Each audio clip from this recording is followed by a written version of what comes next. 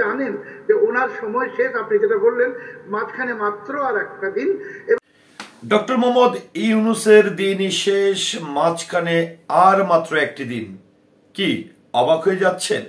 কি হতে যাচ্ছে বাংলাদেশে? কিংবা ডক্টর মোহাম্মদ ইউনূসের দিন শেষ আর মাঝখানে আর একটা দিন বাকি। তো আমার প্রশ্ন হচ্ছে, এই যে একটি মানে কি বলবো, পাগল টাইপের একটা মানুষ, এরা নাকি ভারতের সুশীল সমাজের নাগরিক। তো এই যে সুশীল সমাজের নাগরিক, ভারতের মতন একটি বৃহৎ রাষ্ট্রকে এই ধরনের কথা বলে বাংলাদেশ নিয়ে অপপ্রচার করে বাংলাদেশ সরকারের অন্তর্বর্তীকালীন সরকারের প্রধান ডক্টর মোহাম্মদ ইউনূসকে নিয়ে তারা একের পর এক গুজব রটাচ্ছে। শুধু ডক্টর মোহাম্মদ ইউনূস না, বাংলাদেশের সার্বভৌমত্ব নিয়ে তারা হস্তক্ষেপ করছে। তো ডক্টর মোহাম্মদ ইউনূসকে নিয়ে কিন্তু বরাবরই আমরা দেখছি যে রিপাবলিক বাংলা যে চ্যানেলটি রয়েছে ভারতের পশ্চিমবঙ্গে, তাদের প্রচুর টাকার দরকার, প্রচুর কন্টেন্ট দরকার। আর এই কন্টেন্টগুলো তারা বুঝে গেছে যে এখন এই টাইপের কন্টেন্ট যদি তৈরি করা হয়, এই মিথ্যা গুজব যদি রটানো হয়, আর মিথ্যাটাকে মানুষ অনেকটা লুফে নেয় বা ভিডিওতে ক্লিক করে, অর্থাৎ ক্লিক করা মানে হচ্ছে পয়সা। তো সেই প্রেক্ষাপটে এখন যেটি দেখলেন যে একজন, তিনি নাকি ভারতের সুশীল সমাজের মানুষ, তিনি নাকি বাংলাদেশের এই বাংলাদেশ নিয়ে তিনি নাকি গবেষণা করেন, বাংলাদেশ নিয়ে নাকি তিনি চিন্তা করেন, বাংলাদেশের সকল খবর এবং যেগুলো গোপনীয় খবর রাষ্ট্রের, এইগুলো নাকি তিনি রাখেন। তো সেই প্রেক্ষাপটে তিনি একদম দেখেন, আজকে হচ্ছে 14ই ফেব্রুয়ারি, ঠিক 13ই ফেব্রুয়ারিতে এই ভিডিওটি প্রকাশ হয়েছে। তো আজকে 14ই ফেব্রুয়ারি পড়ে গেল। তাহলে এই যে ভারতের রিপাবলিক বাংলা যে চ্যানেলটি রয়েছে, তারা এই যে কিছু কিছু গেস্ট টক শোতে নিয়ে আসছে, এগুলো আমার মনে হয় যে ভারতের কোনো পাগলাগারদ থেকে, এবং খুব হই হল্লা করে এবং খুবই বাজে ধরনের কথা বলে। দেখেন, একজনের কথা বলি, ময়ূক রঞ্জন ঘোষ, যিনি সারা বিশ্বের কাছে একজন মলম বিক্রেতা কিংবা হকার হিসাবে নিজেকে প্রতিষ্ঠিত করেছে। তো এখন নিজেকে যখন হকার হিসেবে প্রতিষ্ঠিত করেছে, আর এই রিপাবলিক বাংলা চ্যানেলটি যখন মানুষকে মিথ্যা সংবাদগুলো দিতে দিতে দিতে দিতে মানুষের একটা দৃষ্টি তাদের প্রতি নিয়ে এসেছে, এবং মানুষ এটা নিয়ে বিনোদন করছে, অনেকে কন্টেন্ট বানানোর জন্য তাদের চ্যানেল দেখছে, এইভাবে অল্প অল্প কিছু ভিউ হচ্ছে। কিন্তু তারা প্রতিদিন এই যে ময়ূক রঞ্জন ঘোষ, যাকে বললাম হকার সাংবাদিক, তার মতন আরো কিছু সাংবাদিকের জন্ম দিচ্ছে, যারা ভারতীয় গণমাধ্যমগুলোকে ছোট করছে।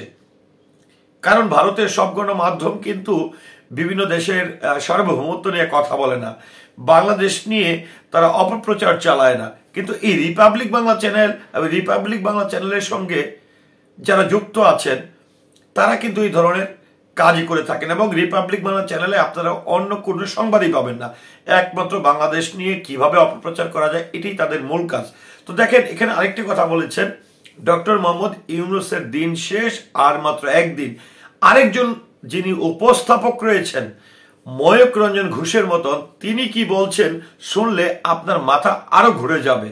একটু আমরা শুনতে চাই সেই গর্দভটি, সেই মেন্টালটি, সেই পাগলটি লাফিয়ে লাফিয়ে, ব্যাঙের মতন লাফিয়ে লাফিয়ে আর কি প্রচার করছেন, আর কি তথ্য দিচ্ছেন এই বাংলাদেশ নিয়ে, কিংবা ডক্টর মোহাম্মদ ইউনূস স্যারকে নিয়ে। কারাগারে বাকি জীবনটা কাটবে মোহাম্মদ ইউনূসের, কারণ গণহত্যা চালিয়েছেন তিনি। কি বুঝলেন? এটি হচ্ছে যে ডক্টর মোহাম্মদ ইউনূসের দিন শেষ এক মেন্টাল যিনি গেস্ট ছিলেন এই রিপাবলিক বাংলা চ্যানেলের, তিনি বলেন। আর অন্যদিকে এই যে রিপাবলিক বাংলার ময়ূক রঞ্জন ঘোষের মতন একজন হকার সাংবাদিক নতুন করে জন্ম নিয়েছেন, তিনি বলছেন যে ডক্টর মোহাম্মদ ইউনূস স্যার নাকি বাংলাদেশ থেকে পালানোর সুযোগ পাবে না এবং বাকি জীবনটি কাটবে জেলে। তো এইরকম প্রতিনিয়ত কিন্তু এই বাংলাদেশ নিয়ে, বাংলাদেশের সার্বভৌমত্ব নিয়ে অপপ্রচার কিন্তু চালাচ্ছে এই রিপাবলিক বাংলা চ্যানেল। তো আমি পয়েন্ট টু পয়েন্টে যদি সেটা বলি এই রিপাবলিক বাংলার এই অপপ্রচার নিয়ে, দেখেন, এটি হচ্ছে প্রথমে তারা সংখ্যালঘু নিয়ে একের পর এক অপপ্রচার, ভুয়া তথ্যগুলো তারা প্রচার করেছেন।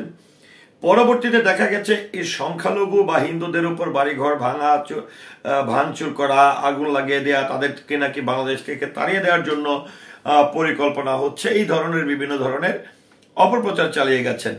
যার ফলশ্রুতিতে ভারতের যাদের আত্মীয় স্বজন বাংলাদেশে বসবাস করেন হিন্দু ধর্মাবলম্বী, অনেকেই কিন্তু বাংলাদেশে প্রত্যক্ষ বা পরোক্ষভাবে এসে দেখে গেলেন এই রিপাবলিক বাংলা চ্যানেল যে তথ্যগুলো প্রচার করছেন এই বাংলাদেশের হিন্দুত্ব একটি বিষয়কে বা যেটি বলবো যে সংখ্যালঘুদেরকে নিয়ে, এটি সম্পূর্ণ মিথ্যা। কেননা আমরা দেখেছি যে বাংলাদেশ থেকে যারা কামব্যাক করছিল, যারা ভারত থেকে এসেছিল বেড়াতে, তারা কিন্তু প্রত্যেকটা গণমাধ্যমেই বলেছেন যে তারা প্রত্যক্ষ পরোক্ষভাবে এসে এই ধরনের কোনো তথ্য তারা পায়নি বা এই ধরনের কোনো জিনিস তারা চোখে দেখেনি।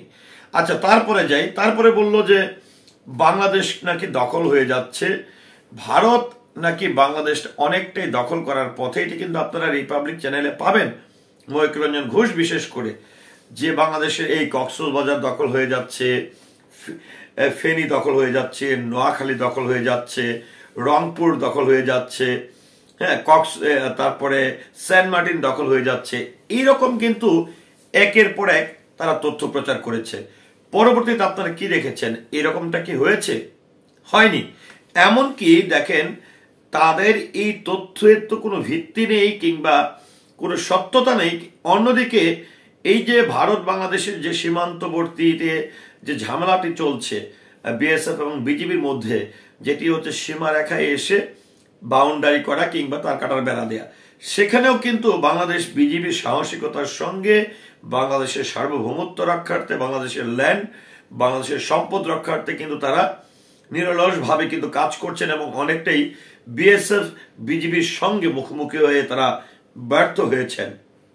আবার ময়ূররঞ্জন ঘোষ যখন একের পর এক ভুয়া তথ্য প্রচার করতেন, তখন কিন্তু ভারতের অনেক সুশীল সমাজের মানুষ, সকল ধর্মের মানুষ যারা বিভিন্ন সুশীল সমাজে বসবাস করেন, তারাও কিন্তু এটার প্রতিবাদ করেছেন।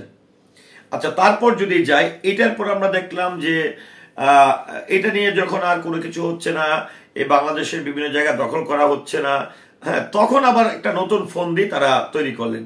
সেটি হচ্ছে আরাকান আর্মি বাংলাদেশ ঘিরে ফেলেছে। এইরকম একটি অপপ্রচার একের পর এক চালিয়েছেন।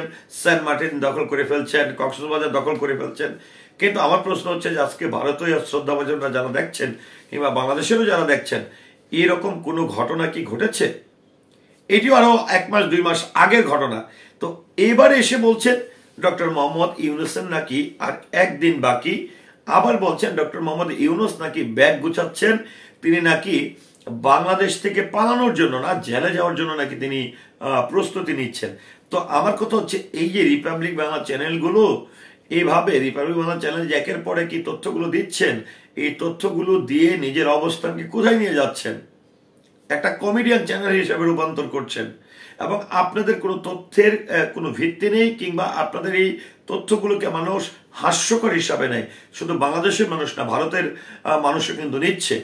তো ভিউয়ার্স, এই যে ভারতীয় যে গণমাধ্যমটি রয়েছে রিপাবলিক বাংলা চ্যানেল, তারা একের পর এক বাংলাদেশের সার্বভৌমত্ব নিয়ে, বাংলাদেশের সরকারকে নিয়ে, বাংলাদেশের মুসলমানদেরকে নিয়ে, বাংলাদেশের মুসলমান এবং হিন্দুদের মধ্যে একটি সাংঘর্ষিক পরিবেশ তৈরি করার জন্য যে বিভিন্ন ধরনের ভুয়া তথ্যগুলো তারা প্রচার করেন বা তথ্যগুলো তারা দিয়ে থাকেন, এটি নিয়ে আসলে আপনার মতামত কি? আশা করছি কমেন্টের মাধ্যমে জানাবেন। সে সাথে পুরো ভিডিওটির সঙ্গে থাকার জন্য অসংখ্য ধন্যবাদ। আসসালামু আলাইকুম।